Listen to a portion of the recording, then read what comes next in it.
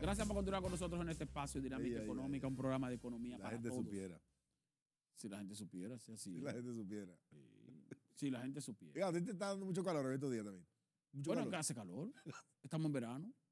¿Tú sabes que el mes de julio y el mes de agosto apuntan a ser los meses más calurosos? Hay que prepararse, hay que andar con agua. Tomar mucha agua. Hay que andar con ropa fresca. Los que podemos meternos debajo de una mata.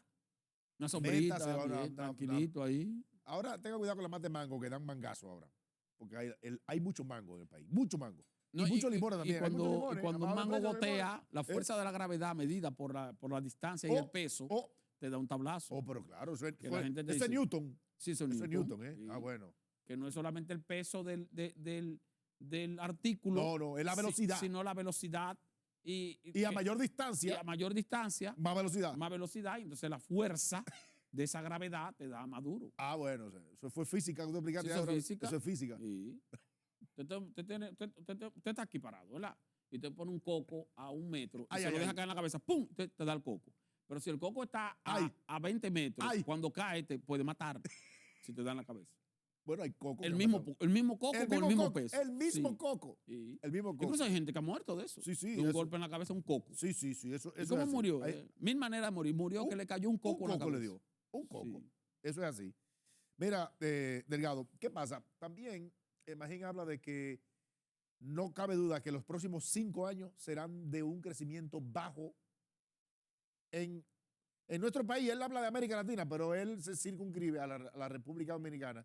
Crecimiento moderado. Sí, moderado, porque tiene que ver básicamente con ese proceso de ajuste que la economía tiene después de venir de un proceso bastante traumático, con una caída brutal, porque yo no recuerdo la última vez que caímos menos 6.7%, como 2020, por el asunto de la pandemia. Yo no recuerdo. En el 91 hubo ni una siquiera, caída. No creo que ni en ese año. Y en la crisis del 2003 tampoco. Tampoco, o sea. La caída de la economía fue de menos 1 punto. Exactamente. Porque fue brutal, como tú dices, lo que pasó en el año 2020. Entonces la economía, aunque hubo una expansión, un rebote, como le llaman, un rebote económico, pero con unos puntos que sí fueron reales, la economía tiene que ajustarse en materia de costos, básicamente, porque los costos están asociados, los costos de producción están asociados a que la economía crezca. Y cuando estamos hablando de costos, no solamente nos referimos a materia prima, costo del dinero, costo del capital para invertir, que en algunos casos hay economías que serán más lentas al momento de ir desmontando las tasas de interés. Nosotros vamos para 2 meses que la tenemos en 8%, ¿verdad? Pero las previsiones es que se supone que habrá que bajarla. Pero ¿qué ha sucedido con el Banco Central Dominicano? Bueno, y él lo señala, que ha tenido que utilizar otros mecanismos de inyección de liquidez para ver de qué forma no lo logra solo con la tasa de interés. Porque para lograr la meta de por lo menos crecer un 4%, habrá que empujar necesariamente un poquito el acelerador para que la economía se motorice en lo que tiene que ver con la demanda interna. Por eso él habla de esa recuperación lenta, que al alcanzar el potencial de crecimiento de nuestra economía es posible, pero será muy forzoso. Sí, va a ser lento. Y tiene que ver también con el hecho de que se trata de choques externos. O sea, la economía va a ir recuperándose, va a ir creciendo en la medida en que también se vaya recuperando el resto del mundo del efecto de esos choques externos. O sea, ponemos de ejemplo el caso del 2003. La crisis del 2003 fue un choque interno. Sí, así es. Sí. Varios bancos locales quebraron. Entonces, en la medida en que la República Dominicana superó esa situación, pues automáticamente comenzó a crecer y la recuperación fue mucho más rápida porque la recuperación dependía del país. O sea, dependía de nosotros mismos, porque el problema lo teníamos nosotros mismos.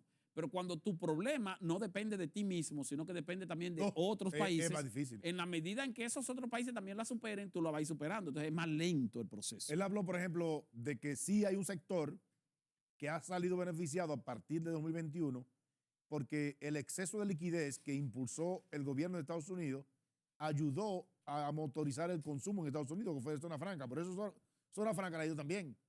porque Sí, ha tenido sí. buena demanda. Sí. Por ejemplo, Y sin embargo, digo, le fue bien el año pasado. Fíjate que este año entonces ya no, bueno, porque ha ido moderándose. se ha Es moderado. lo que te digo. O sea, Sí, ha ido volviendo a la normalidad. Que también tú tienes esa situación. Nosotros tuvimos un año 2022 de mucha inflación, pero esa inflación también hasta cierto punto benefició al propio gobierno a través de las recaudaciones fiscales. ¿Por qué? Porque a mayor precio, mayor recaudación, aun cuando tú no subas las tasas impositivas.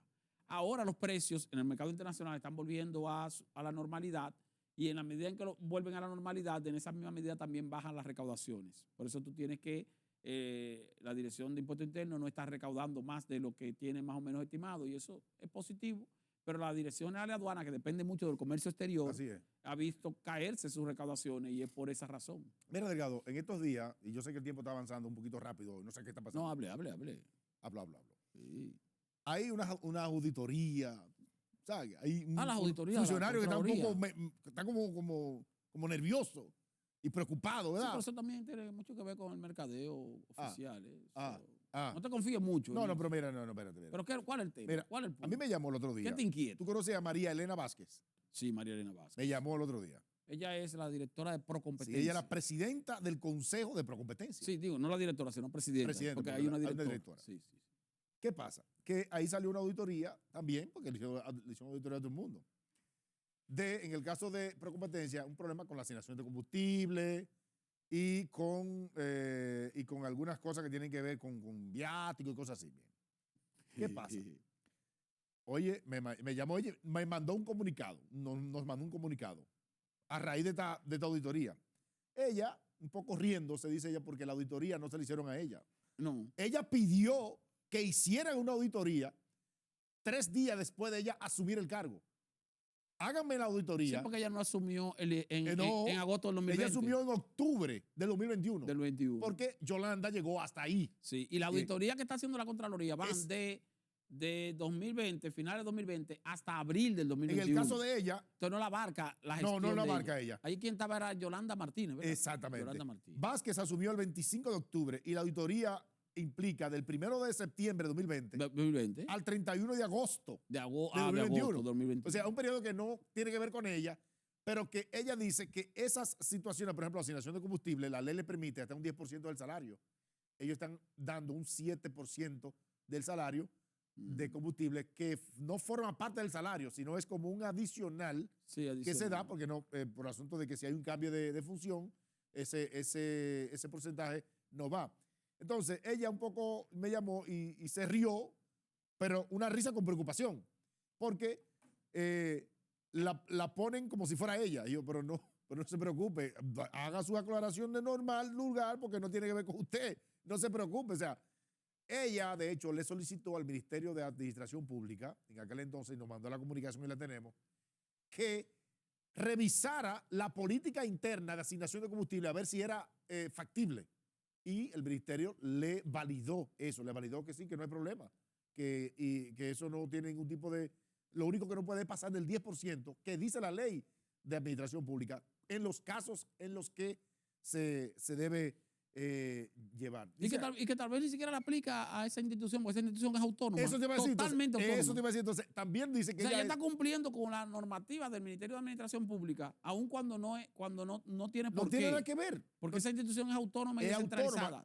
Uno critica, por ejemplo, los salarios de las superintendencias. Sí. Pero son instituciones que están fuera que el presupuesto que manejan no tiene que ver con el presupuesto de la nación. No, bueno, sí tiene que ver, pero sí, que tienen autonomía. Tienen autonomía presupuestaria. Administrativa y presupuestaria. Porque exacto. ¿de dónde se aún alimenta? Cuando tengan una asignación presupuestaria del Estado. ¿De dónde se alimenta la superintendencia de banco, por ejemplo? Bueno, sí, la superintendencia de banco, pero tú tienes, por ejemplo, otro caso. Por ejemplo, el Congreso. El Congreso tiene autonomía administrativa y tiene autonomía presupuestaria. Y sin embargo, lo que recibe es una asignación del gobierno. Sí, lo que pasa es que esa asignación que recibe el gobierno la puede administrar de manera autónoma.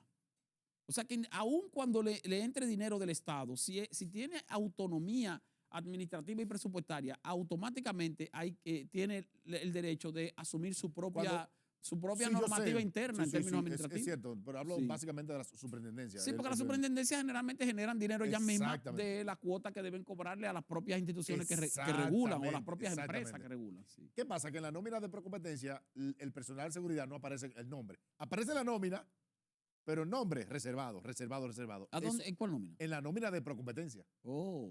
Pero ahí la legislación dice que sí puede hacerlo, la legislación de Procompetencia.